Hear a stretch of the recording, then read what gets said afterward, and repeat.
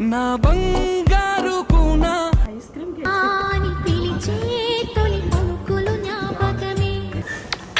ఈ జన్మమే రుచి చూడడానికి దొరికెరా.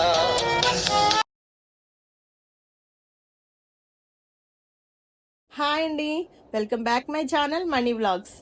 అందరూ బాగుండాలని మనస్ఫూర్తిగా కోరుకుంటూ ఈరోజు అయితే నేను నా బర్త్డే వ్లాగ్ స్టార్ట్ చేస్తున్నాను. ఆ బర్త్డే ముందు రోజు మా అమ్మాయి నా కోసం actually every year pastry cake పంపించేది. ఈ సంవత్సరం ఏమో ఐస్ క్రీమ్ కేక్ సెండ్ చేసేసరికి చాలా సర్ప్రైజింగ్ గా అనిపించిందండి. ఇక్కడ చాలా ఎమోషనల్ గా అనిపించింది ఏంటంటే, మా అబ్బాయి మిడ్ నైట్ లో కేక్ మీద హ్యాపీ బర్త్డే అమ్మా అని చెప్పేసి అని ప్యాక్ చేసి అది నన్ను లేపి నాకు నా చేత కట్ చేస్తున్నాడు. సో తను హడావుడి చూడాలండి. ఇంకా ఆ టైంలో కేక్ చాలా సీక్రెట్గా దాచిపెట్టి కరెక్ట్గా 12 o'clock లేచి తను హడావుడి చూడాలండి.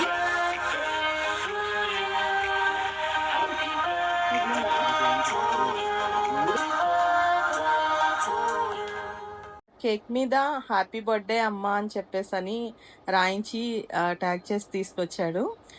సో నాకు ఎంత హ్యాపీగా ఎమోషనల్గా అనిపించిందంటే, ఎందుకంటే అమ్మ అనేది నేను పిలిపించుకోవాలి అని చాలా చాలా అనుకున్నానండి. కానీ కొన్ని పరిస్థితిలో లేకపోతే నా దురదృష్టమో తెలియదు కానీ తను ఎప్పుడూ మమ్మీ అనే పిలుస్తూ ఉంటాడు. కొన్ని పరిస్థితుల దృష్ట్యా చిన్నప్పటి నుంచి తనకి మమ్మీ అని పిలవడం అలవాటైపోయింది. సో ఇంకా అది నేను ఏ విధంగా అలవాటు చేసినా కూడా తర్వాత మార్చలేకపోయాను. సో అది నాకు ఎప్పుడైనా సరదాగా అడిగితే అమ్మ అని పిలవరా అని చెప్పేసి అని అడిగితే ఏదో అమ్మ అని పిలుస్తాడు కానీ దాంట్లో అంత ఇదిగా అనిపించదు. ఇలా నేను చెప్పకముందే కేక్ మీద తనంతట తానే హ్యాపీ బర్త్డే అమ్మ అని రాయించి తీసుకొచ్చేసరికి చాలా చాలా చాలా హ్యాపీగా అనిపించింది. మిడ్ నైట్ 12 o'clockకి ఇలా సర్ప్రైజింగ్గా కేక్ హైడ్ చేసి మరీ నాకు 12 o'clockకి లేపి నన్ను ఇలాగా సర్ప్రైజింగ్గా ఇలా కట్ చేసేసరికి అది కూడా చాలా చాలా మంచి హ్యాపీనెస్ ఇచ్చిందండి. సో నాకు అంటే ఆడవాళ్ళకి సాధారణంగా చాలా చిన్న ప్రపంచమే ఉంటుందండి, అందరూ అనుకునేటట్టే. నాది కూడా అలాగే చిన్న ప్రపంచం. నా ఫ్యామిలీయే నాకు అన్నీ. సో అంటే నాకు వీళ్ళిద్దరే ఇంకా ఏదైనా ఏ ఎమోషన్ అయినా సరే షేర్ చేసుకోవడానికి. సో వీళ్ళతో నేను అలా టైం స్పెండ్ చేస్తూ ఉంటే నా టైం ఇంకా నాకే తెలియకుండా పోతూ ఉంటుంది. ఫోన్లో వచ్చిన విషయస్ అన్నీ చూసుకుని పడుకునేసరికి చాలా లేట్ అయిపోయిందండి. ఇది ఆ నెక్స్ట్ డే అంటే నా బర్త్డే రోజు అన్నమాట, 29th May. ఆ రోజైతే ఇంకా మార్నింగే లేచి బ్రేక్ఫాస్ట్ చేశానండి. రాగి దోశ చేశాను కొత్తిమీర చట్నీతో, కానీ మా అబ్బాయి తినలేదు.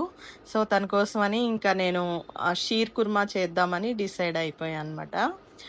షీర్ కుర్మా కోసం ముందుగా ఎండు ఖర్జూరం నానబెట్టుకున్నాను.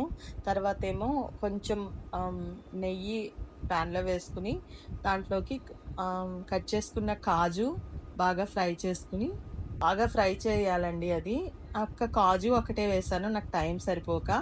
దాంట్లో మామూలుగా అయితే మనం పీల్ చేసిన బాదం కూడా ఇలా కట్ చేసుకుని ఫ్రై చేసుకుంటే బాగుంటుంది.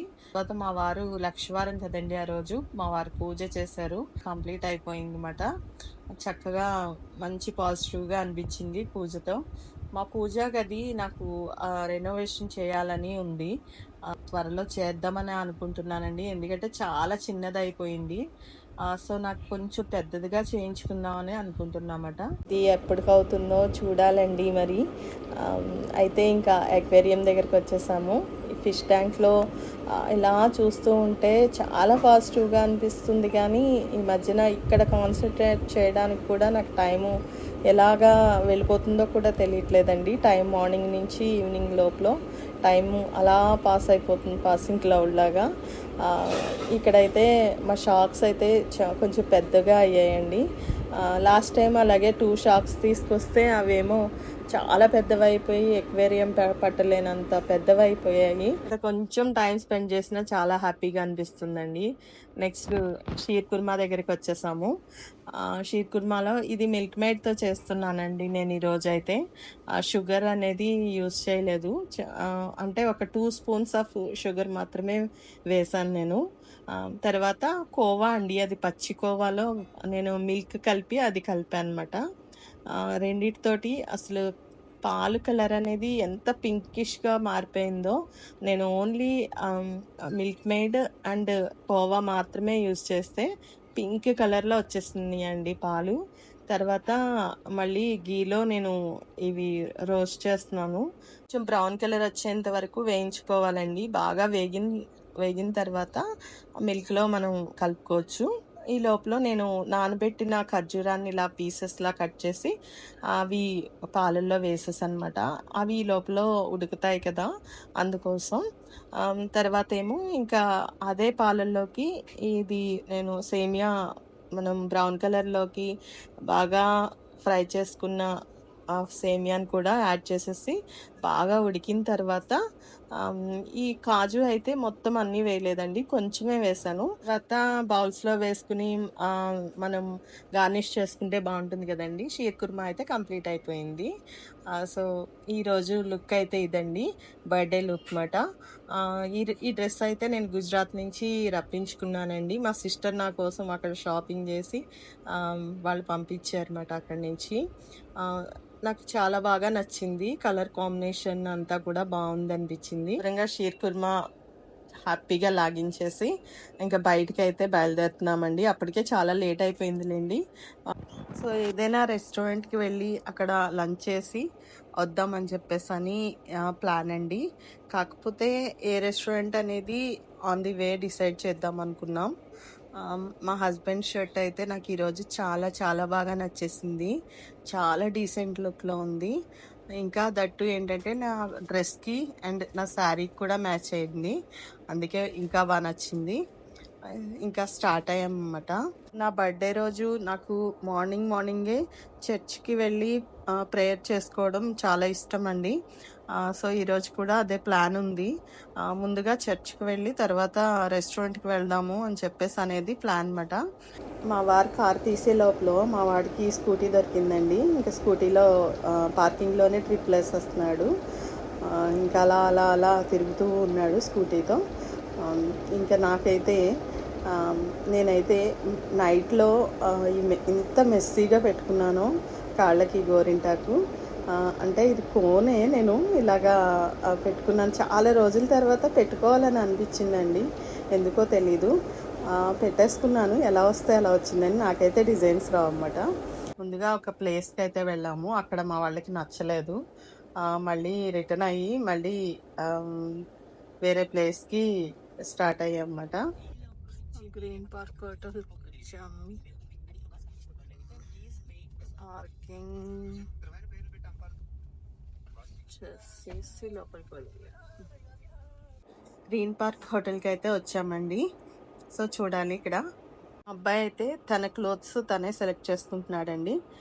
ఇదివరకు అయితే తన సెలెక్షన్ మీద కొంచెం నాకు అటు ఇటుగా నమ్మకం ఉండేది కాదు, కానీ ఇప్పుడు ఈ మధ్య కాలంలో ఆఫ్టర్ 10th ఇంకా నాకు ఫుల్గా కాన్ఫిడెన్స్ వచ్చేసింది.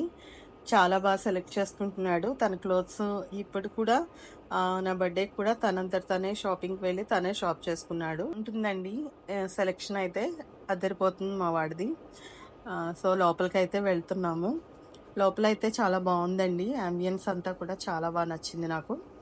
నెక్స్ట్ లోపలికి వెళ్ళగానే ఒక టేబుల్ చూసుకుని వెళ్ళి సెటిల్ అయిపోతే తర్వాత అప్పుడు డిసైడ్ అవ్వచ్చు అని చెప్పేసి అని నేనైతే సెటిల్ అయిపోయాను. మా వాళ్ళు అయితే ఆలోచిస్తున్నారు ఏం చేద్దాం, ఏం మెనూ చెప్దాం, ఏం తీసుకుందామని.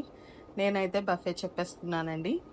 సో బఫే సెలెక్ట్ చేసుకుని హాయిగా ఫుడ్ అంతా ఎంజాయ్ చేసేసాం. అక్కడున్న ఫుడ్ అండి ఇది. చాలా రకాల సలాడ్స్ ఉన్నాయి.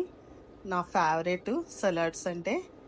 ఇంకా సలాడ్స్ మంచిగా సలాడ్స్ చక్కగా తిని హాయిగా మొత్తం అన్నీ సర్వ్ చేసుకుని ఆల్మోస్ట్ ఒక 60-70% న్యాయం చేశానండి.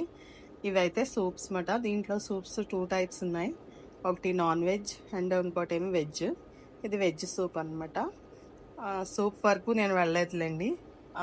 మోస్ట్లీ వెజ్ ఏది వెజిటేరియన్ ఏమైతే ఉందో అదంతా కూడా చాలా వరకు కూడా టేస్ట్ చూశాను. ఇది రైసు, ఇది వెజ్ బిర్యానీ బాగుందండి. నెక్స్ట్ ఇదేమో ఈ మష్రూమ్ కర్రీ చాలా బాగుంది. నెక్స్ట్ ఇదేమో పన్నీర్ కర్రీ. ఇంకా ఇక్కడేమో వెజ్ స్టార్టర్స్ పెట్టారండి. అక్కడ వెజ్ అండ్ నాన్ వెజ్ మిక్స్డ్గా పెట్టారు, అంటే పక్క పక్కనే పెట్టారు. మనం ఏది కావాలంటే అది సర్వ్ చేసుకోవచ్చు. సో అక్కడైతే గ్రీన్ చట్నీ ఉంది దానికి. ఇంకా ఇది నాన్ వెజ్ స్టార్టర్స్ అన్నమాట. యాక్చువల్లీ నేనైతే మా హస్బెండ్ థర్స్డే కదండి, తను నాన్ వెజ్ తినరు. సో నేను కూడా ఇంకా డిసైడ్ అయిపోయాను నాన్ వెజ్ తినకూడదని. ఇంకా అందుకే నాన్ వెజ్ ఏమీ టేస్ట్ చేయలేదు, అంతా వెజ్జే తీసుకున్నాము. వెజ్ అంతా కూడా మోస్ట్లీ ఒక 70-60% వరకు న్యాయం చేసామండి. సో ఇది కర్రీ ఏంటో తెలీదు, వెజ్ కర్రీయే, కాకపోతే నేను టేస్ట్ చూడలేదు. ఇవైతే పాపడ్స్, ఆల్మోస్ట్ అందరికీ ఫేవరెట్. అండ్ పచ్చడి. సో ఇవన్నీ టేస్ట్ చూసి, అంటే వెజ్ ఐటమ్స్, నేనైతే సూప్ బౌల్లో కర్డ్ రైస్ తెచ్చుకున్నానండి. నన్ను చూసి మా హస్బెండ్ కూడా అదే ఫాలో అయిపోయారు. సో అలాంటి చిన్న చిన్న క్రేజీ పనులు బాగుంటాయి అనిపిస్తుంది నాకైతే. ఎవరు ఏమనుకున్నా మనకి నచ్చినట్టు మనం ఉండటమే కదండి. ఆల్మోస్ట్ లంచ్ అయితే కంప్లీట్ చేసేసామండి. ఫైనల్గా ఇంకా నాకైతే ఫ్రూట్స్ తినాలనిపించింది. మస్క్ మిలన్ చాలా చాలా టెంప్టింగ్గా అనిపించింది, అందుకే మళ్ళీ మస్క్ మిలన్ టేస్ట్ చూస్తాను. ఫైనల్లీ మావాడైతే naans and paneer curry order చేసుకున్నాడు. మాలా బఫే తినలేదు. ఫైనల్లీ బిల్ పే చేసే టైంలో ఈ పానీపూరి కనిపించిందండి, కానీ అప్పటికే స్టమక్ ఫుల్ అయిపోయింది నాకైతే. సాయి అయితే ఒక్కటి టేస్ట్ చూశాడు, బాగున్నాయంట. ఇంటికి వచ్చేసామండి. వచ్చేసిన తర్వాత అక్కడ ఒక కార్ట్ ఉంది, ఆ కార్ట్ దగ్గర డిఫరెంట్ కలర్స్ ఆఫ్ సోంప్ని బాటిల్స్లో ఫిల్ చేసి పెట్టారు. దట్టు ఇంకా అక్కడ ఆరెంజెస్ని కూడా కట్ చేసి పెట్టారు. అది కాకుండా కొన్ని మనకి బొమ్మలు కూడా కనిపించినాయి, బాగున్నాయి. ఇంకా అక్కడ ఒక కాఫీ కార్నర్ ఒకటి ఉంది. మావాడైతే అక్కడికి వెళ్ళి కూర్చున్నాడు. ఇంకా మొత్తం అంతా కూడా అక్కడ ఏమేంటి స్పెషల్స్ ఏ రోజు ఉంటాయి అనేది అక్కడ ఒక డిస్ప్లే కూడా ఉండింది. సో బాగుందండి ఓవరాల్గా అయితే. బర్త్డే అని చెప్పేసని నేను చాలా చాలా ప్లాన్ చేసుకున్నానండి, కానీ మనం అనుకున్నది ఒకటి అయింది ఒకటి అని చెప్పేసి అని అనుకుంటాం కదా. ఒక్కొక్కసారి ప్లాన్ చేసుకుంటే ఏది జరగవు, ఒక్కొక్కసారి ప్లాన్ చేసుకున్నా కూడా అవి మనకి డిలే అయిపోతాయి, లేకపోతే అవి పోస్ట్ పోన్ అవుతాయి. నాకు కూడా అలాగే అయ్యింది. సో నేనైతే చాలా ప్లాన్ చేసుకున్నాను కానీ వాటికి తగ్గట్టుగా అంతా కూడా రివర్స్లో అయ్యింది. అక్కడ అయితే ఒక కాఫీ కార్నర్లో ఉందండి, ఆ కార్నర్ దగ్గర అయితే మా వాడైతే సెటిల్ అయిపోయాడు. నేనైతే కంప్లీట్గా తిరుగుతూ ఉన్నాను అక్కడ చుట్టూ. ఇంకా అక్కడ ఒక వాల్ క్లాక్ ఉందన్నమాట, అది చాలా బాగుంది, అట్రాక్టివ్గా అనిపించింది నాకు. సో చూసుకుని ఇంకా బయటకు అయితే వచ్చేసాము. బయట అయితే చాలా చాలా బాగుందండి, పెద్ద పెద్ద ట్రీస్ అండ్ మంచి మంచి ఫ్లవర్స్, సరౌండింగ్స్ చాలా బాగున్నాయి. నెక్స్ట్ వర్షం వచ్చేలాగా అనిపిస్తుంది కాబట్టి వెదర్ కూడా చాలా బాగుంది. చూసుకుని అయితే ఇంకా ఇంటికైతే వెళ్ళిపోయాము. ఇంటికి వెళ్ళిన తర్వాత మళ్ళీ మా బాబాయ్ అయితే ఇంట్లోనే ఉండిపోతాను, ఇంకా నేను బయటికి రాను అన్నాడు. ఇంకా నేను మా హస్బెండ్ కలిపి బయటికి అయితే వచ్చామండి. బయటికి అంటే నార్మల్గానే వస్తున్నామని అనుకున్నాము, కాకపోతే మా హస్బెండ్ ఏమో జోసెల్ కాస్కి తీసుకెళ్ళి ఏదైనా తీసుకోమన్నారు. నాకైతే గిఫ్ట్ తీసుకునే మూడ్ లేదు, ఇంకా అందుకోసమని వద్దు అని చెప్పేశాను. బర్త్డే అంటే అంత హంగామాగా చేసుకోవటం నాకైతే అంత ఇంట్రెస్ట్ ఉండదండి, కానీ నేను ఇంటికొచ్చేసరికి మా బాబు ఎప్పుడు ఇవన్నీ షాపింగ్ చేశాడో, ఎప్పుడు డెకరేట్ చేశాడో కూడా నాకు తెలీదు. ఇంటికొచ్చేసరికి ఇంకా సర్ప్రైజింగ్‌గా మొత్తం డెకరేట్ చేసి పెట్టుంచాడు. ఇది మా సిస్టర్ వాళ్ళ పాప సిరి నా కోసం సెండ్ చేసిన cotton candy ice cream cake అండి. ఇదేమో మా బాబు, మా హస్బెండ్ కలిపి ప్లాన్ చేసిన చాక్లెట్ కేకు. 2 యమ్మీ యమ్మీగా ఉన్నాయి. సో, ఆ రోజు నా లుక్ అయితే ఇదండి. ప్యూర్ ఉప్పాడ పట్టు శారీ మాట అది. సో, అవన్నీ వద్దన్నా కూడా వినిపించుకోవట్లేదు. అవన్నీ ఎప్పుడు షాప్ చేసేసాడో అసలేంటో తెలీదు. మొత్తం మీద ఫుల్‌గా ప్లాన్ చేసుకున్నాడు. ఇంకా వాడి సంతోషం కోసం ఇంకా నేనైతే కాదనలేకపోయాను. కానీ నెక్స్ట్ ఇయర్ మాత్రం ఇలాంటివి ఏం చెయ్యొద్దు అని చెప్పాను. మరి అప్పుడైనా వింటాడేమో చూడాలి.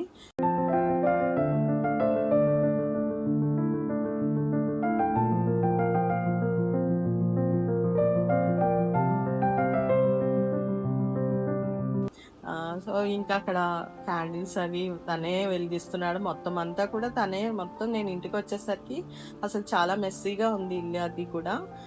ఇంకా తనే మొత్తం అంతా క్లీన్ చేసి అంతా కూడా డెకరేట్ చేసేసి పెట్టాడు.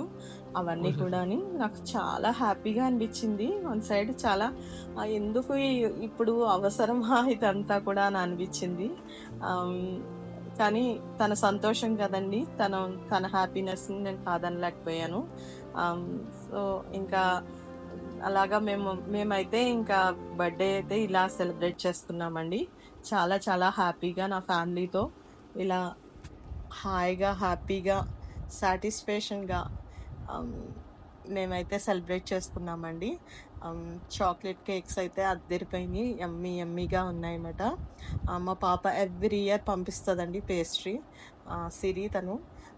సో, పంపిస్తుంది ప్రతి సంవత్సరం. ఈ సంవత్సరం అయితే కాటన్ క్యాండీ ఐస్ క్రీమ్ కేకే సెండ్ చేసింది తను కూడా. చాలా హ్యాపీగా అనిపించింది. అబ్బాయి అయితే తన ఫ్రెండ్స్ సపోర్ట్ తీసుకునేవాడు ప్రతి సంవత్సరం.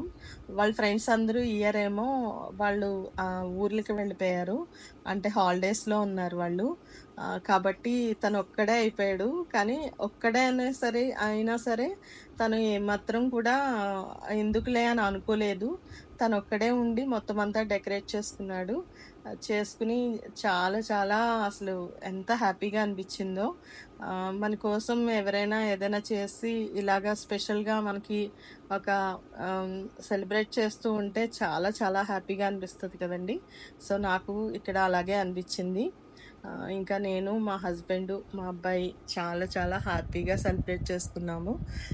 బర్త్డే అయితే ఈ ఇయర్ బర్త్డే అయితే ఇలా జరిగిందండి. నా బర్త్డే సింపుల్గా చక్కగా ఫ్యామిలీతోటే ఇలా సెలబ్రేట్ చేసుకోవడం చాలా హ్యాపీగా అనిపించింది. బ్లాగ్ మీకు నచ్చినట్లయితే please like, share and subscribe money vlogs అండి. సో, ఈ వ్లాగ్ మీకు నచ్చినట్లయితే మనీ వ్లాగ్ ఛానల్ని సబ్స్క్రైబ్ చేసుకోవడం మర్చిపోవద్దండి. ఒక లైక్ చేసి సపోర్ట్ కూడా ఇవ్వండి. సపోర్ట్ చేసినట్టయితే మరెన్నో వీడియోస్తో మీ ముందుకు రావడానికి ప్రయత్నిస్తానండి. బెల్ ఐకాన్ని ప్రెస్ చేయడం మర్చిపోవద్దు.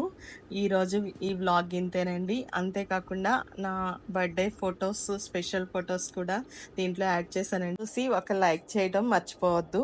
Please subscribe.